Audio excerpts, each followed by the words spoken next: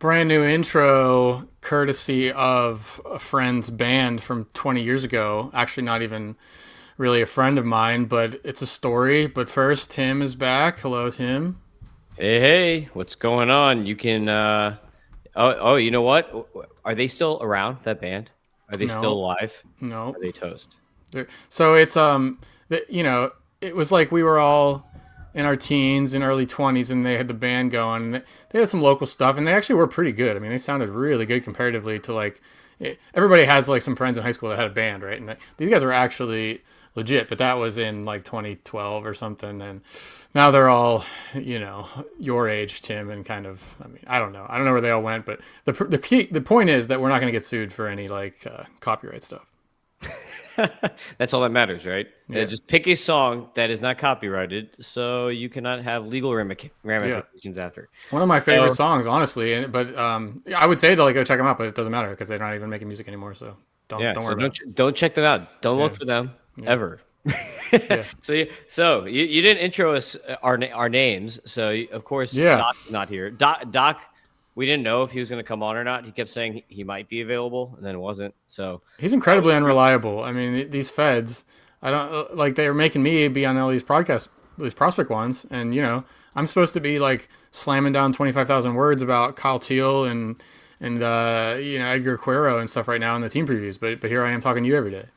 Yeah, well, if you just had to file a tax extension, that was just due. So now you would know what your extension money is going towards. Yeah. But anyway, you can find John on X at JohnPGH. You can find me on X at Fantasy Aceball, where you'll also right now find me. Is it still called posting, not tweeting now, I I guess. just keep it. I'm never Whatever, gonna stop. It's tweeting, tweeting. I call it tweeting. twittering, Let's whatever it not is. worry about it. Yeah. So Eric Cross is throwing on the Tool Shed prospect mock draft with a bunch of industry people. There's like 15 people in the industry in there. Doc's actually in it too. So he did find time to draft. I did have to text him and tell him you're on the clock. Ah. He did find time to do the draft. So as you're arresting baddies and whatever, I guess you can still I draft. thought Time. isn't that a term for like sexual woman? Oh God, I don't know, dude. I'm too old. I don't know. Maybe I'm wrong. I don't know. I don't think it just means criminal. Anyway, So yeah. Anyway, we're gonna be talking about the Atlanta Braves. hold on. No, you had a point there. You were doing a tool shed mock or something. Yes, yeah. I'm doing a tool shed mock, and I'm gonna be posting about all my picks in Here it the is. draft. It's like 500 people deep, and I had the second pick, and I went Kevin McGonigal. I have not picked again yet. So So you're going through there it. it is. There it is. Yeah, going through it. And I'm showing off the tools. So hopefully we get some subscribers on there while I'm posting and showing off all the cool stuff. So that's what's going on. So who went one? Connor Griffin, who I So- would have picked. If I Okay, picked. so this is just like what it's just rookie eligible or like people that haven't debuted yet or what?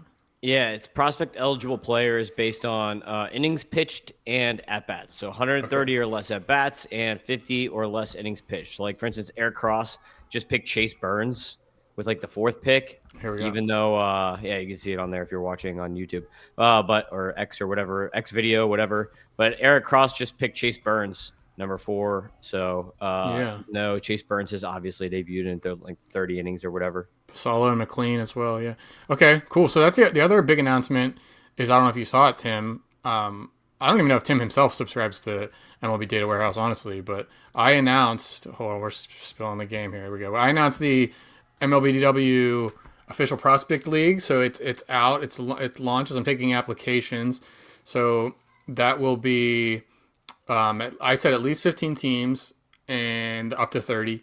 And it'll be on Fantrax and big. And I don't know. I don't know the settings very much yet because, as you can see, like I don't want to be the one determining that. I'm going to let the people that know best kind of dictate how that works. But if you want in, it is certainly going to lean. If I can fill it out with paid subscribers first, that's what I'm going to do. But if we have to open it up for more people, whatever. So go to MLBDataWarehouse.com. It's the pinned post there. You can apply to get in, but not every application is going to get in. I'm going to be a little bit picky. So there's that. Yes, let's get 30. I want 30 teams. We need to replicate real MLB. And I already have interest about someone running because I said my offer was if someone will be the commissioner for me, I will give you a comp subscription, MLB Data Warehouse. You won't have to pay for the life of, as long as you're commissioner, you don't have to pay me at all, and then I'll pay your league entry fee for the first year. So luckily, I won't have to do anything. Yeah, that's a total value right there. Like Yeah. that is so much work to commission, especially a deep prospects league. Oh no, I don't want to do that. Yeah. That's it. That's a good deal. Someone take that up. But anyway, let's talk about the Braves. So we're gonna get into the Braves top 20 prospects. Number 20 is Ian Mejia, who starts Andy's reliever. I think probably he ultimately ends up in the pen.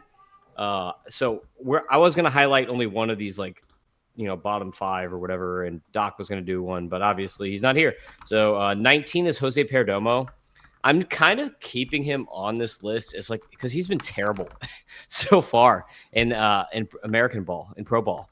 So he was like the number 1 international guy a year or two ago. You might remember, John. I think it's 2 years ago at this point now. So he was like the number 1 J6 guy, and it got paid like big bucks, and then just terrible. So bad. But he had pedigree, so I'm leaving him on the list. 18 is Brett Sears, who's kind of an interesting guy, but he's older. If you want to throw up Brett Sears, John, on the Tableau page. So Sears is 25 years old and actually put up some pretty decent stats. But again, he is older, and it's like, okay, like, what's his best case scenario here is maybe like a 5th or 6th starter. So I don't really see like a superstar or anything like this, but I think like as a 5th or 6th starter, Brett Sears is a pretty decent name to watch. And for like leagues for next year, he might have some value because we'd see here that his control 115 like doesn't throw a lot of or doesn't walk a lot of guys, but the swing strike stuff is not really great. Only throws 89 miles an hour on the fastball, 89.5. Yeah. So it's not like he's got like great stuff. But as a control guy, he might have some value in deep leagues by just like not walking people and throwing innings at some point next year. It all kind of depends on what the Braves do to this offseason. Like, are they going to go try to get guys, or like what's their offseason plan going to be? Is he related to JP? That's a good question. I don't know if he is. Probably not. I think the answer to that every time I've asked is like they'd be kind of similar. I think actually JP is more like stuff over control, but they're not the same person according to AI. So not the same person. There's also that JP Sears comedian. That guy. Anyway, that's a different story. I was surprised that there are 2 humans named JP Sears, and one of them's a crazy redheaded comedian, and one's a major league pitcher. But that's reality. I didn't even know that. The only Sears still standing. Rest in peace to shopping malls. Yes. Though fun, interesting note. The CEO of former CEO of Sears is a client of mine, and I'm pretty sure now? He gets kidnapped and like, seriously, Wikipedia. But anyway, yeah, he's one of my clients in Miami. But yeah, interesting stuff. That dude is a special client. You put a roof on for him or something? Is that what you mean? Oh yeah. Like his house is, I don't know. You can't. He has got like a labyrinth and stuff, and we're not allowed to take photos there because he's been kidnapped before. Wow. Yeah, that's a whole story. Sears was a big deal, man. I mean, Sears was like top 50 companies in the country, I bet, at one point. Oh yeah, that's why I think like that, and like what's the other one? J.C. Penney's. Those are like the stores when we were kids. Funny you say that. Shop there. Funny you say that because I've been trying hard to get J.C. Penney to be a sponsor of MLB Data Warehouse, and they liked them. They liked the tweet, so I said I've been pair of thieves. And I'm like dead serious, man. I'm not even about the money. I just really want to show my support for these companies. So I'll just do it anyway. Like free pub for them. JCPenney, like been buying every pair of jeans. I know I've bought like 4 to 5 pair of jeans in my life, but they've all been from JCPenney straight up. There's still one open where I live. And then Pair of Thieves, an underwear company. They have t-shirts and stuff too. Just absolutely incredible underwear. So you should buy their stuff even if they don't. I know we're small potatoes. There's bigger advertising opportunities out there, but I'm also not expensive. So I don't know. I was really looking forward to JCPenney running some JCPenney ads, but they're too busy paying Shaq, I guess. I mean, I don't know why would you pay Shaq like $5 million when you could pay me like, I don't know, 500. I don't know. That's all I would really want, but more to come on that. Maybe if I can finally convince one of these companies to be a part of my joke. All about eyeballs, man.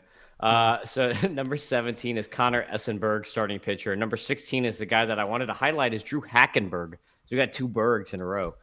Drew Hackenberg actually had a really good 2024 and then a really bad 2025. I thought he was going to debut in 2025 in the majors. Turns out that didn't happen. But because, oh, yeah, look at those F scores 84 stuff, 75 controlled, 95 FERA. That's terrible. That's how bad he was. What are we doing then?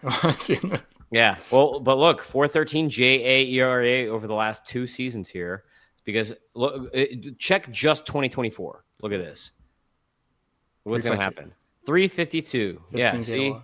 Yeah. So he was okay. And he pitched a lot of innings and he was older. So I thought he was going to be just like one of these like Brett Sears types, like I said, that could debut as like a number 5, number 6 guy and just like get some innings in deep leagues and stuff like that. But he was just so bad this last year that it didn't happen.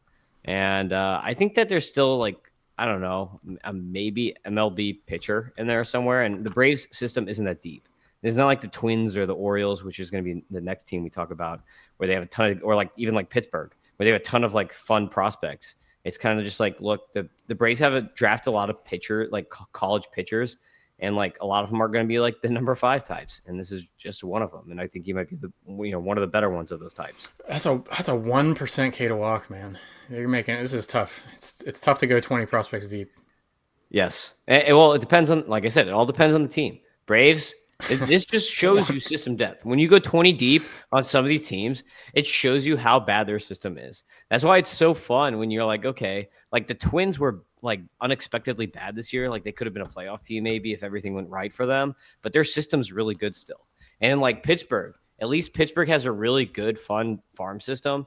So, I mean, like if you're a bad team and you have a good system, at least you have like hope on the horizon. Yeah. I mean, like the Braves at least have a really good team and just had a bunch of injuries. So this is not like a situation where they are just a terrible team and then also have a terrible system like the Angels. It's more just that they had very, very bad injury luck last year and probably bounce back next year. Especially they might trade for a guy like Sonny Gray or something like that. Right. So. Sale should be healthy at the beginning, and then Schwellenbach shouldn't, right? Well, no, I guess Schwellenbach should be in there if things go well. But after that, it's like, who else are you talking about with them? They tried a lot of guys. Fuentes, Didier Fuentes. Yeah. I don't know. Sonny Gray is from Tennessee, and the reason he chose the Cardinals is because he wanted to be close to home, and he has a no-trade clause. So Sonny Gray is going to relieve his no-trade clause. It's probably the Braves or the Reds if he wants to go back to Cincinnati again, would be my guess. Yeah. Okay. But anyway. 15 is Luis Guanipa, outfielder.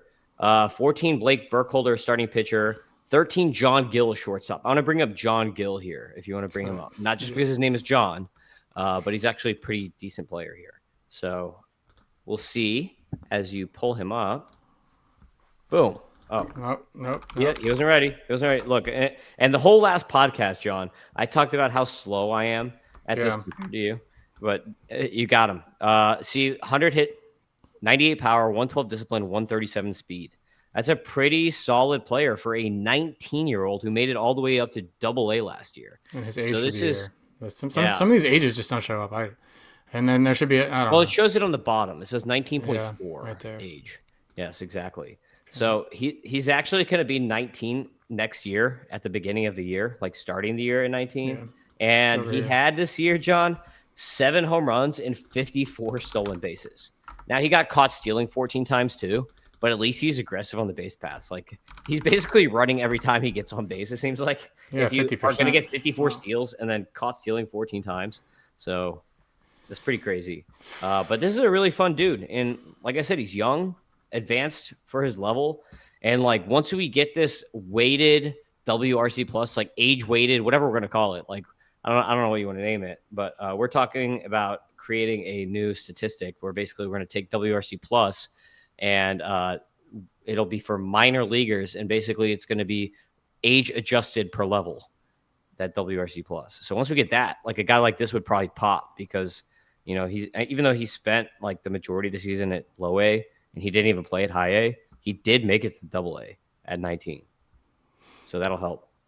But very little power, huh? Yes. Well, 7 bombs. I mean, also you got to keep in mind that was an A ball, and he's still pretty young. Okay. Did you notice the changed font on the other dashboards? I did. What font is that? It's called Oswald. I'm trying to just I'm trying to brand it. I mean, did it look good? What was your initial reaction? I think it's fine. Oswald. That's Yeah. the name of a font. Who named Yeah. like Oswald Patton? Like who Yeah, it's names probably a yeah. font I don't know. Oswald? The guy was probably named Oswald. He's like, I made a font, but here it Yes. is. It's a Google font. There it is. I mean, it's pretty solid. Better than what I'm just really trying. I'm doing everything I can here before, like, in January, February, really got to start like locking down on actual draft content and stuff. But for now, I'm really trying to pretty things up. I'm not doing a great job at it, but at least I'm trying. Like, again, I don't have an artistic bone in my body, but I'm trying.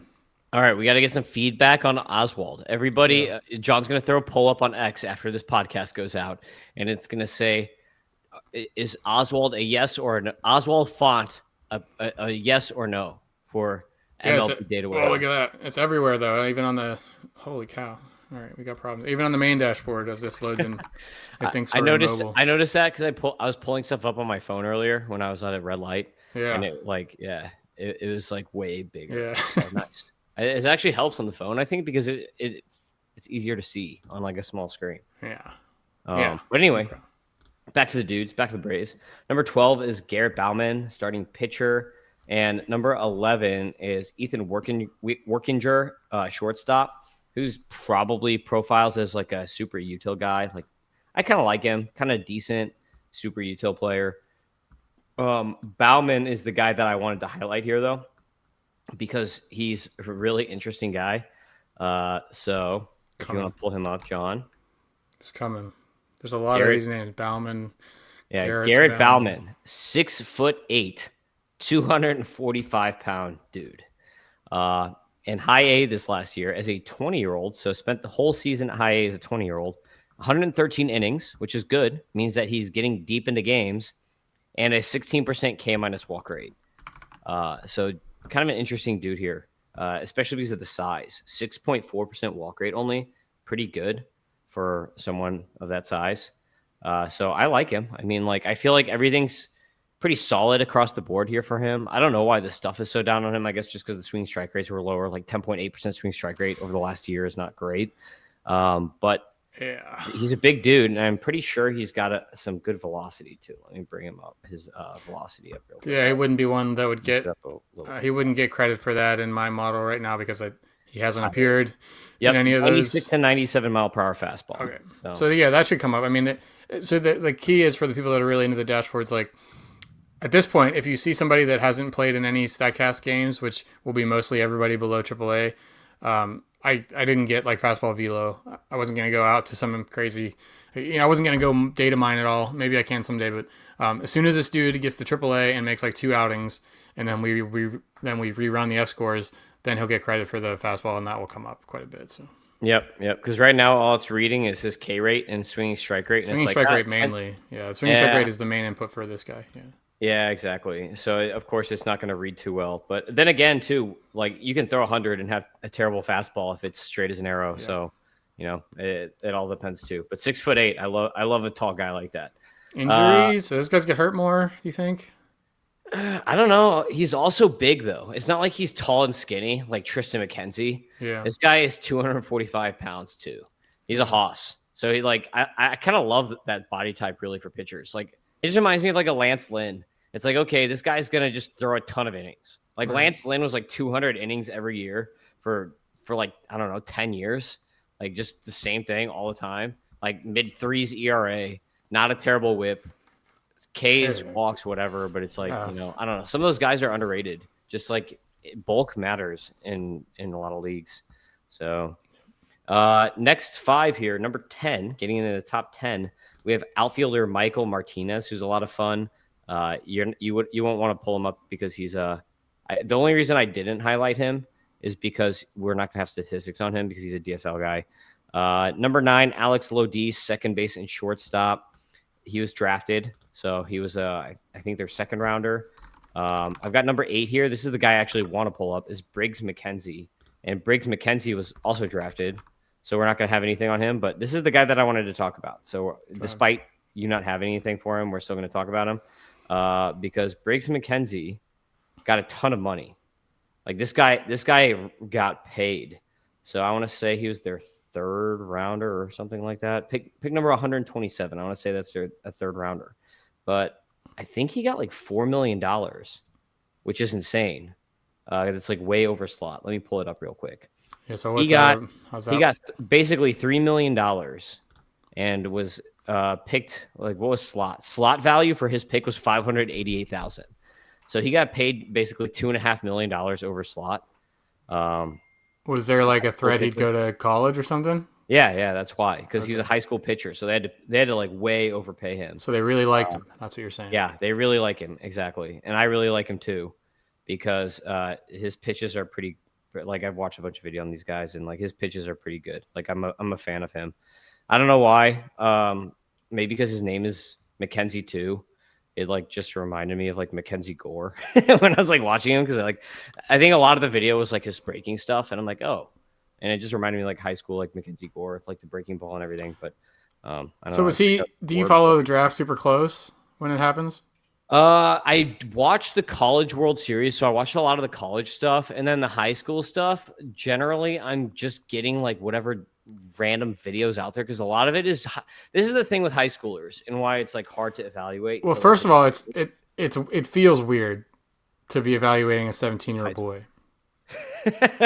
well, I guess I don't know. I coach t-ball, so I'm constantly evaluating my 5-year-old kid, 4 to 6-year-old kids that I'm coaching right now. Yeah. I don't know, but I guess the main thing is like in high school, the only video we're gonna get is good video, because the only thing we're gonna get is hype videos Yeah. that like parents or coaches or like the player themselves is posting, and they're not gonna post stuff of them like striking out or like doing dumb stuff or like being terrible. It's all going to be them like jacking bombs and stealing bags and like making throws across the diamond and like striking dudes out on sick curveballs or throwing 100 or whatever. So it's like you're never going to get bad video of Yeah. a high school player or like a Dominican guy.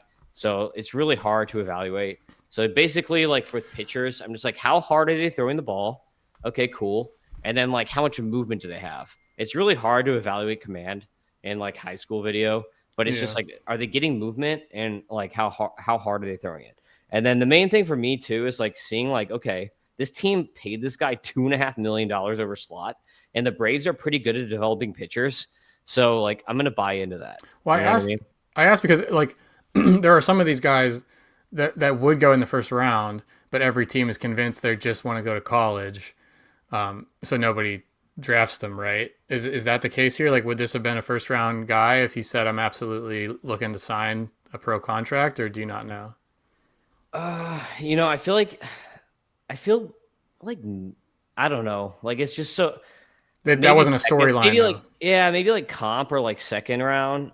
It's just hard to know, because like there, for instance, like there was a guy in this last draft named Jack Bauer, Yeah. who was number 24 too, and that Right. guy is a lefty who throws like 102 or something like that as a high schooler, and it's like I thought for sure he was going to be drafted. I was like, this guy's going to be like a late first or early second round pick. And then Yeah. he didn't get drafted. And then after it was like the second or third round, I was just like, oh, he's going to college now because he didn't get drafted. So it's like, Because he told the he have a teams. price. Presumably, he told the teams. Yeah, he probably had a price. He's probably like, look, I will sign for nothing less than X amount of dollars. Right. And then like that's how they're going to have to go. So like for instance, this late in the draft, fourth or fifth round, when Briggs McKenzie, he probably told all these teams, look, I'm not signing for anything unless you, I'm going to college unless you pay me $3 million or more dollars. And then it comes down to what teams have that money left over in their draft pool, right? Yeah. Because every team has like a allotted amount of money. You can't just be the Dodgers and throw every single player like 20 mil just to get them. Like you have a bonus pool that's eligible that you can actually award to players. So he could only go to teams that had like underslotted other guys. Do the like unsuccessful teams get more money to spend in this kind of stuff, or is it all equal? Do you know?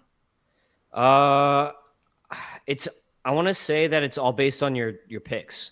So like how much money you get is all based on like where you're picking.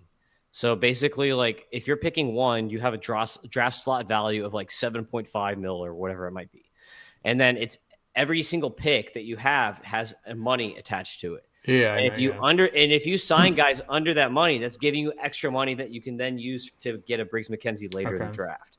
I think it would be a good opportunity to like, I don't know, for competitive balance purposes, like give the bad teams some way to spend more money in the draft or something like that. Some way to like try to get some balance. I mean, it's not like the Dodgers would care. The Dodgers have I mean, is anybody? I guess you could name a couple, but like they're probably about to win the World Series. Are any of their main players guys that came up in their minor league system, like Will Smith? I Pages. guess. Yeah, Will Smith Yeah. and Pages. Kershaw for like 20 years ago. Right. Yeah. I mean, the rotation Yeah. is Snell, Glasnow, Otani, Yamamoto, just like all exterior. So I don't know. Never mind. That's Briggs McKenzie for the Braves. We'll get back to it, but I do think that Wait. there's some way to go ahead. One more thing on Briggs McKenzie. So I mentioned his curveball. He has over 3,000 RPM for spin rates on the curveball, and the average major league pitcher is 2,238 RPM, Wow. and he's over 3,000. So yeah, there's the hammer curve for Briggs McKenzie. Is it like Charlie Morton? Who is the big, or what's his, Ryan Presley? Was he the big curveball spin rate guy? I always think of Adam Wainwright, but that's because I'm a Cardinals guy. Yeah. So like, of course. I remember Presley being big. He kind of reinvigorated his career with the spin rate. He was the spin rate poster boy. Yep. Number 6. Oh, sorry. Number 7. We're on 7 is shortstop Tate Southesine. He was a first rounder. One of my least favorite first rounders, but I guess that's how they got Briggs McKenzie. So can't be too mad, I suppose. Okay. Number 6 is starting pitcher Lucas Braun. This is another dude, Lucas Braun, and then we've got two Lukes. We've got number 6 Lucas Braun and number 5 Luke Sennard. I kind of want to pair these two guys together here, John, because they're very similar. They're both like guys that kind of popped up out of nowhere this year. Like they were not prospects really that like anyone cared about last year. Lucas Braun and Luke Sennard, and they're both very close to the majors. So it's just something that I want to note here. You could see that Braun, actually, we have his pitch level data, so that means he was in AAA this year, right off the bat. 24-year-old, 3.22 JAERA, good control. So, like, for whatever reason, the Braves have a lot of these guys with pretty good control here. 92-mile-per-hour fastball, so not great fastball, but look at the slider, 17.7% swing strike rate is a pretty solid slider. The cutter, 21.7. So he's got a couple decent pitches there. Like, I don't think, again, some of these guys are not going to be like, when I'm talking about Lucas Braun and Luke Sennard, I don't think either of these guys is going to be a top of a rotation guy, but they're going to be back of rotation guys that could get innings as soon as next year. So that's important. Sometimes, that's all you need. And some of those guys pop, you know what I mean? Like all it takes is this guy to go to Driveline and develop a new pitch. And then all of a sudden he's way better than anyone thought. And he was already close to the majors. Sennard looks like a strikeout guy. Yeah, so here's Sennard, 2.98 JAERA, 28% K rate. So, I mean, like, really, I want to see, like, 30% K rates for top of rotation guys in the minors. But, 28.3 is still solid. 19.3 K minus walk. Good splits. So, 110 stuff, 110 control, 96 JAERA, so maybe gives up a little bit, too many homers and leaves the ball, doesn't get enough ground balls or something like that. But I like Sennard and Braun as guys that can contribute next year, as soon as next year, and do some things, especially with how thin the pitching staff is here. Yeah, the Braves are in rough shape, huh? 2 bad years in a row, didn't make the playoffs this year, and we're not even really excited about anybody yet, and we're down in the top 5. Yeah, well, all pitching too. The whole top 6 is pitching. Yeah, number 4, J.R. Ritchie. This guy, a lot of people know because a lot of people, their only prospect stuff that they're going to watch all year is like the futures game. And he started in the futures game. So that kind of got him some big run here. So J.R. Ritchie, you can see is, again, a control over stuff guy, which is why I'm not super high on him. He did not make my top 150 prospects, but he was like in the range. I'd say like probably 170, top 175 or something like that is what he would end up in for me. Just because I'm not in love with the stuff, which you can see. Look at his swinging strike rates on his pitches. He has one pitch that's over a 12%, and that's a sinker. Everything else is like 10, 11. And it's not like he has he has 3 pitches that have over a 10% swinging strike rate. So he has like a bunch of 40, basically like a bunch of 45s. He's throwing a bunch of 45 level pitches. Like that sinker, 12.8 is actually a good sinker. Most sinkers don't generate that much swing and miss. So, 56% ground ball rate. So he does have a good sinker. But besides that, he doesn't really have like a prime strikeout pitch. So, like, I don't really know from Ritchie if we're gonna get like this elite fantasy asset that a lot of people think they might be getting, just because he was in the futures game, and people are like, "Oh, he started the futures game. That's sick." But you got to remember too that I think the futures game was in Atlanta this year. Yeah. Wasn't the All-Star Yeah, game it in was. Atlanta? Yeah, it was because they give it back to them after that political debacle a few years ago. Yeah. So I mean, like, you got to keep that in mind too. Like, would he have started if it wasn't in Atlanta? Maybe not.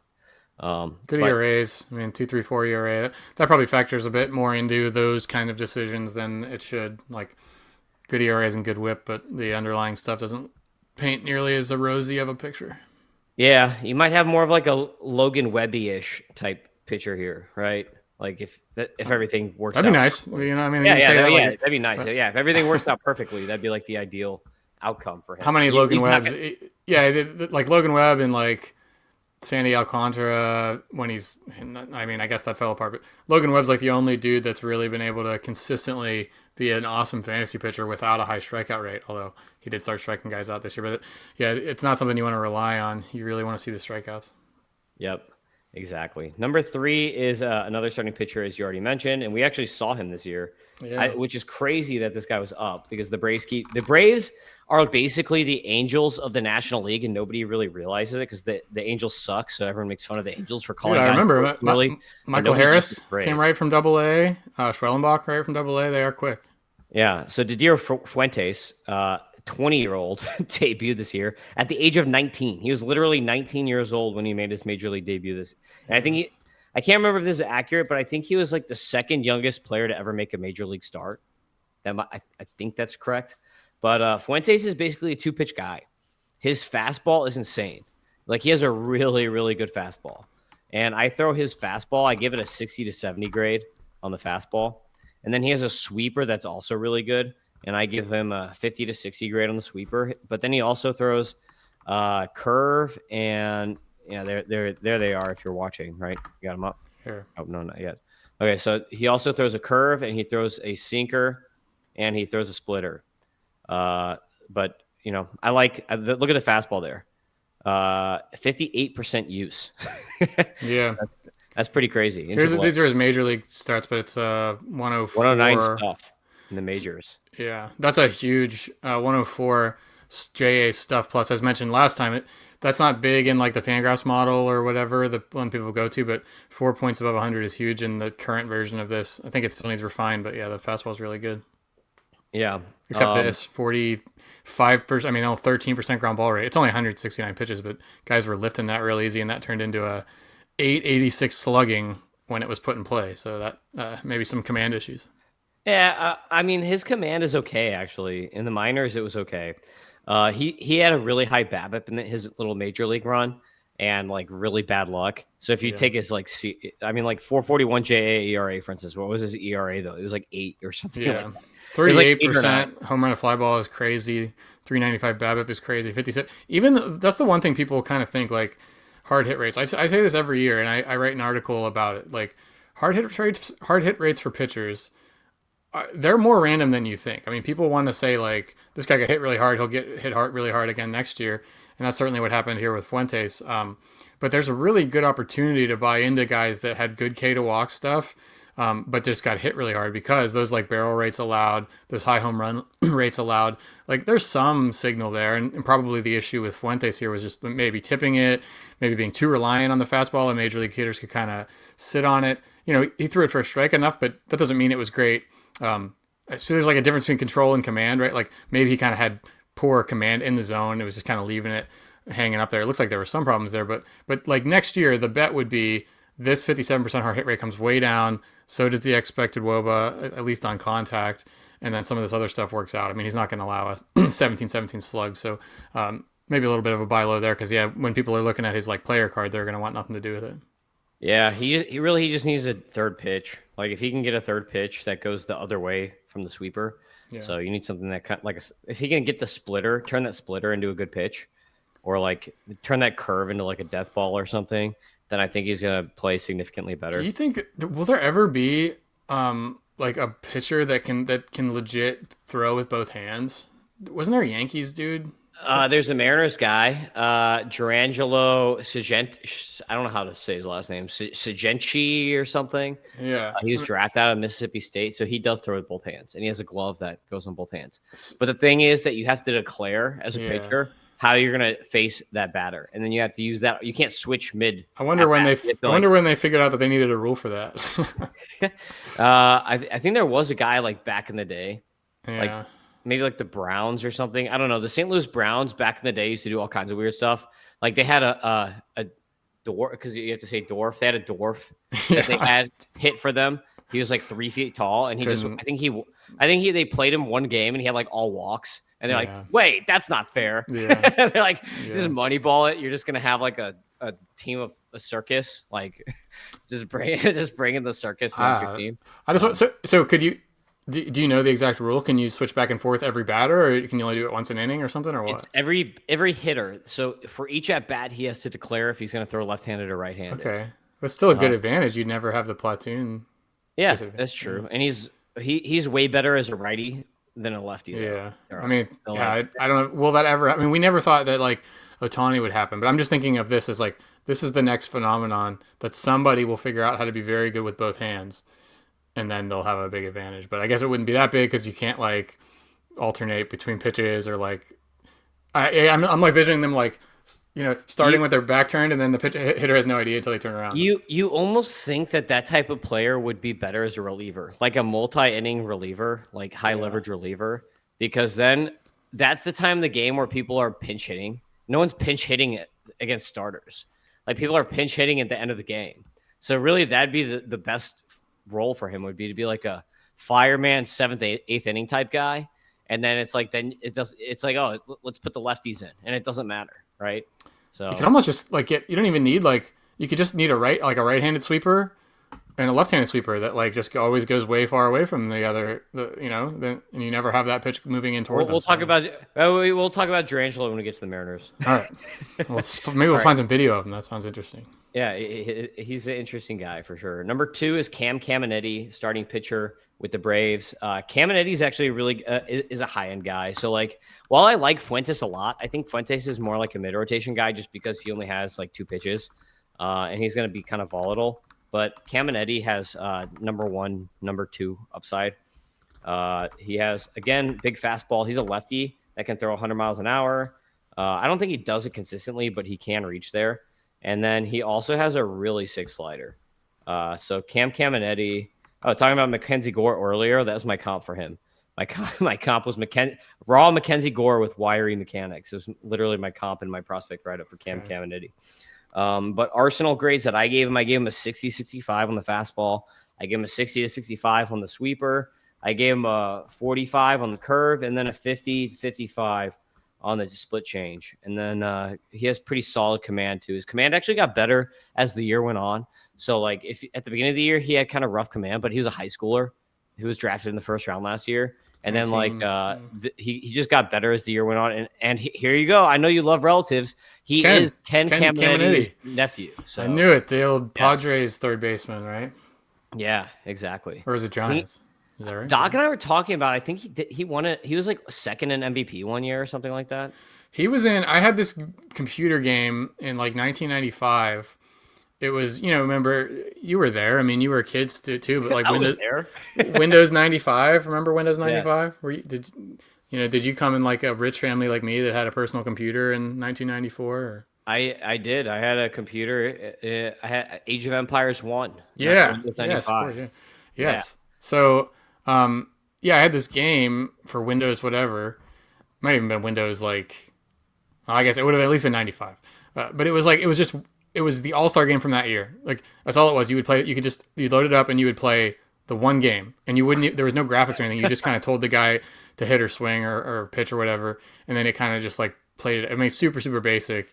Like one of the first baseball games. But it was those two NL and AL All-Star teams, and I remember a lot of those names just from that. So Ken Caminiti was the starting third baseman on one of those teams. Yeah, the best '90s baseball game was Ken Griffey Jr. whatever for Nintendo 64. Super Nintendo. Oh, yeah, I think it was 64. 64, wasn't it?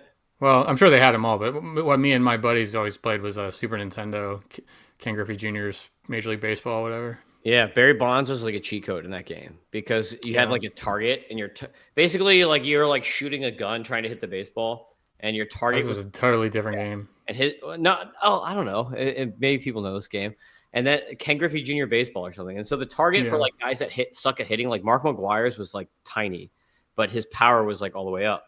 Barry Bonds was like the whole screen. And then his power was also all the way up. So basically, every time you're at the plate, if you didn't hit a home run with Barry Bonds, you just sucked. Uh, right. yeah, And well, so that one, the Super Nintendo version, they didn't even have the rights to the player names, but they were all modeled after real players, but there was just no contract there where they could use the names.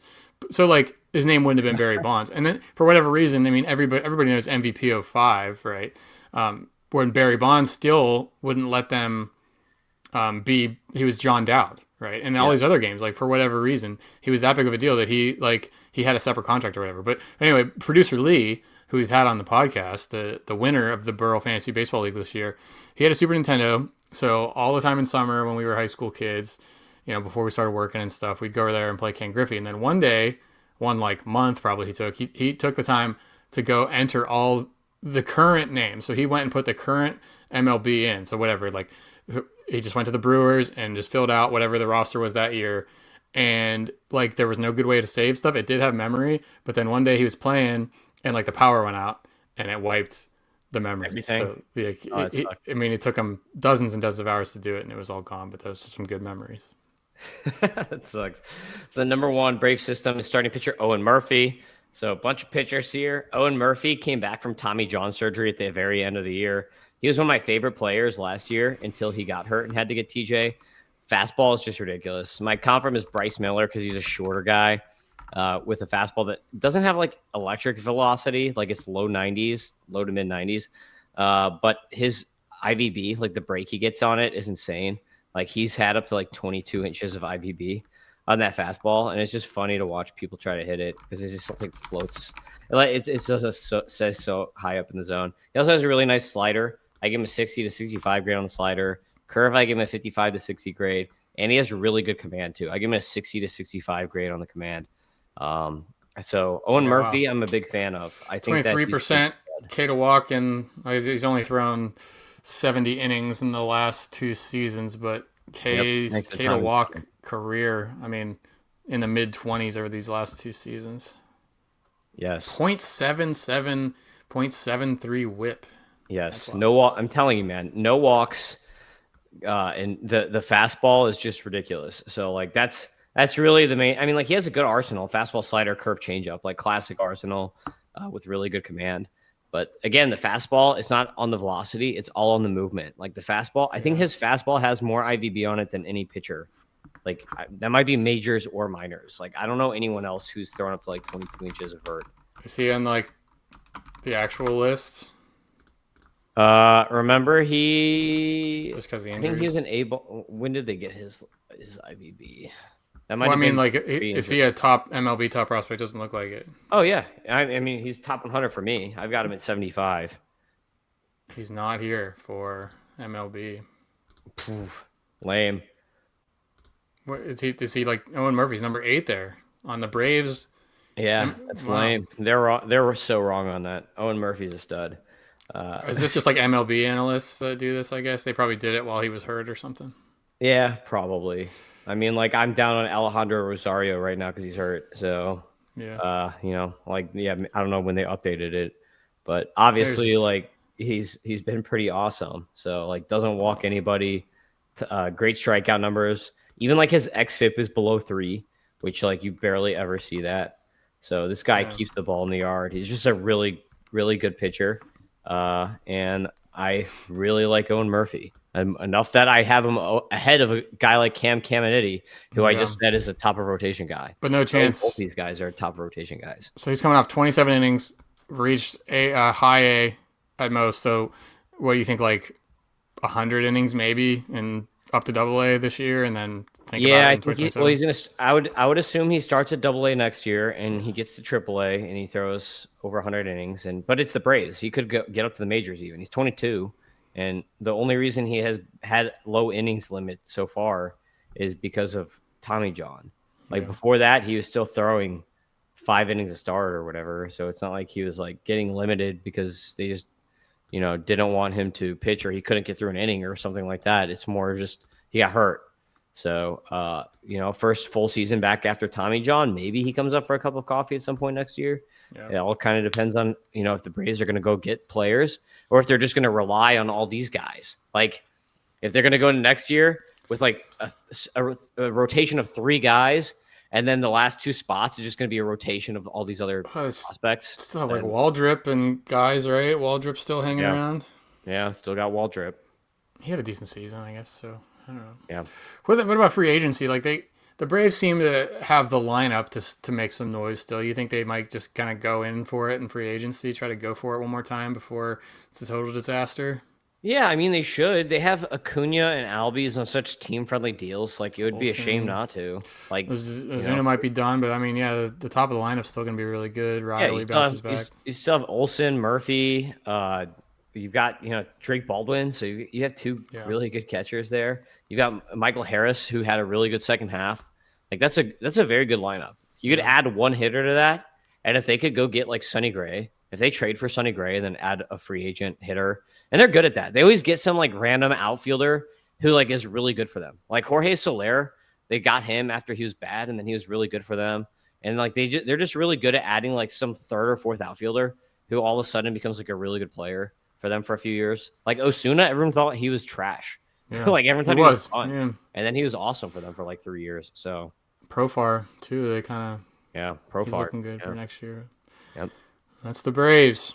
Yep, that's the Braves. That's the podcast. We'll see you next time. Follow John on X at JohnPGH. Follow me at Fantasy Aceball. And make sure you subscribe to MLB Data Warehouse so you can get all this great data and you can get all the F scores and you can check all this stuff out on your own instead of just relying on podcasts. You're not going to be able to explore on your own. You're not going to be able to do the slides. You're not going to be able to find out what guys you like over what guys, because if you're just watching the podcast, you're only getting the content that we feed you.